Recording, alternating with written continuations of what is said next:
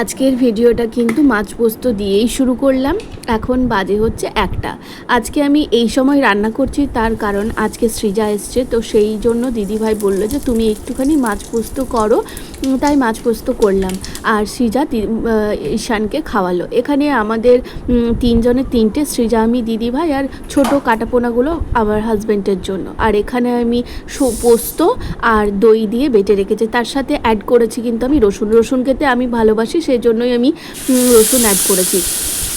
তো আমি নাকি মাছ পোস্ত ভালো করি, সেই জন্যই দিদিভাই বলেছে যে তুমি মাছ পোস্ত করো। আর কাকিমা এরকম শিলং ট্যাংরা মাছ রান্না করে দিয়ে চলে গেছে। তো নুন হলুদ দেব, আর কিন্তু কোনো কিছু মশলা দেব না।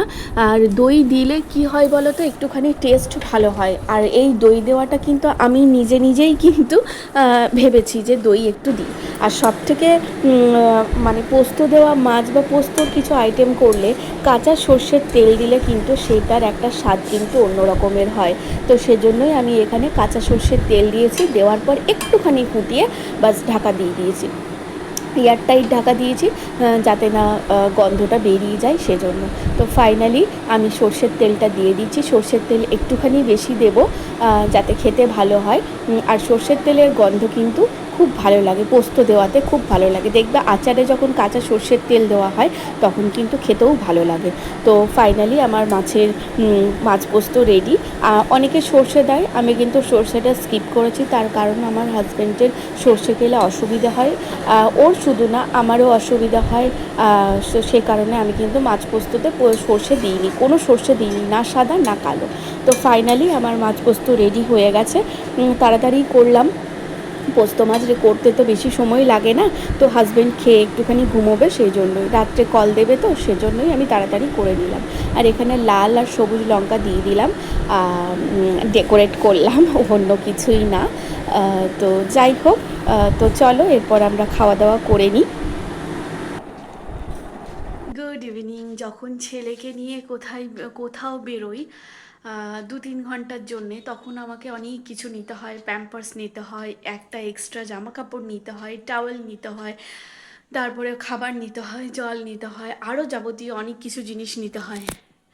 তো একজন মা, ছোটো বাচ্চার মা যদি কোথাও বেরোই না, এত বড় ব্যাগ হয়ে যায়। আবার কোথাও যদি 2-3 দিনের জন্য যাওয়া হয় তার বলার নেই, বিশাল বড় ব্যাগ হয়ে যায়। তো এখন যাব হচ্ছে সৃজার জন্মদিন, দিদিভাইয়ের জন্মদিন উপলক্ষে ওরা বললো যে আজকে একটু রেস্টুরেন্ট যাব। তো সেটার জন্যই রেডি হব। ছেলেকে রেডি সৃজা করছে, আর আমি রেডি হব, দিদিভাই সবাই মিলে রেডি হয়ে বেরিয়ে যাব। আমার হাজব্যান্ড যাবে না, তার কারণ ওর ডিউটি আছে। তো চলো রেডি হই।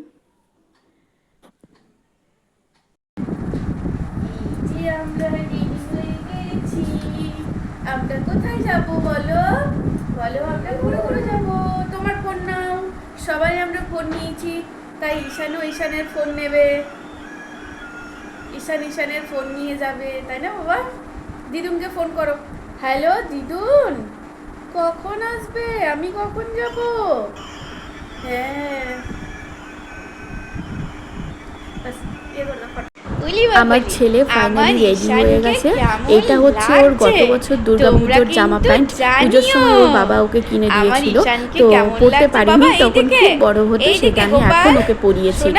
কেমন লাগছে জানিও, ছোট্ট শিশু তোমাদের ঈশান কেমন লাগছে জানিও। জুতোগুলো কিন্তু একদমই নতুন, ওর পিসিমণি ওকে এনে দিয়েছে, কারণ ওর যে আগের জুতো সেগুলো সব ছোট হয়ে গেছে। আর আমার ছেলে একদমই জুতো পরতে চায় না। তোমাদের বাচ্চারাও কি জুতো পরতে চায় না? কমেন্ট করে জানিও তো। নতুন জামা কাপড় পরে দেখো মাটিতে খেলতে বসে গেছে। আবার এই জামা প্যান্ট পরে জানো তো খাটের তলাতেও ঢুকে গেছিলো। সৃজা ওকে টিস্যু দিয়ে পরিষ্কার করলো প্যান্টটা, দিয়ে ও রেডি হওয়ার পরপরই ও চলো চলো অস্থির হয়ে যাচ্ছে যাওয়ার জন্য। তো ফাইনালি আমরা টোটোতে চেপে পড়েছি, টোটোতে করেই যাচ্ছি, কারণ সামনে তো ওই জন্য।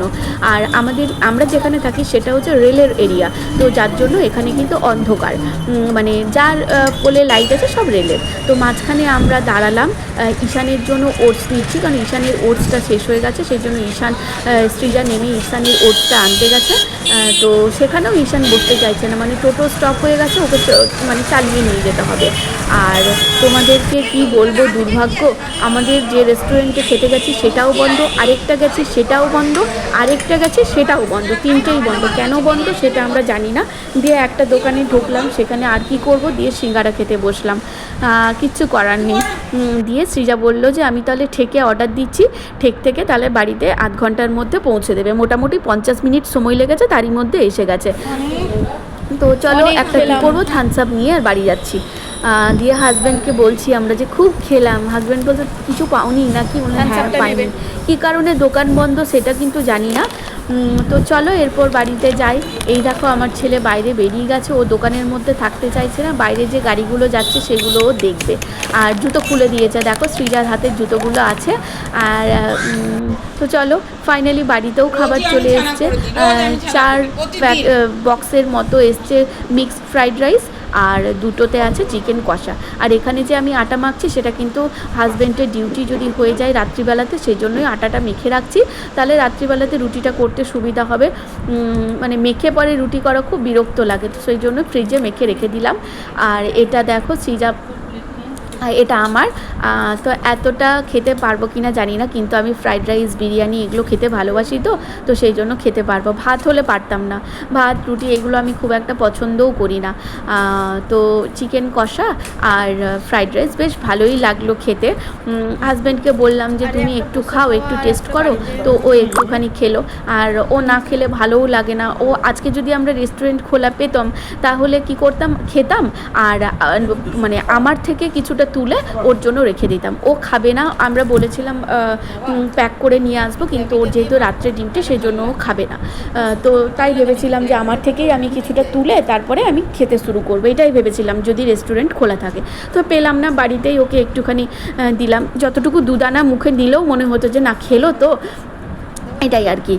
তো খাওয়া দাওয়ার পর দিদিভাই যে থামস আপটা কিনেছিল সেটা আমরা এখন লাস্ট খেয়ে তারপরে শোবো। ঈশান কিন্তু ঘুমিয়ে পড়েছে, ওকে বাড়ি এসে খাইয়ে দিলাম, খাওয়ানোর পর ও শুয়ে পড়েছে। আর আমার থামস আপ, স্প্রাইট এগুলো ঠান্ডা জল খেলে কিন্তু ঠান্ডা লাগে না, যদি আইসক্রিম খেয়ে দিই তাহলেই কিন্তু ঠান্ডাটা লাগে। তো যাই হোক, ভিডিও কেমন লাগলো অবশ্যই জানিও। টাটা, বাই বাই, সবাই ভালো থাকবে।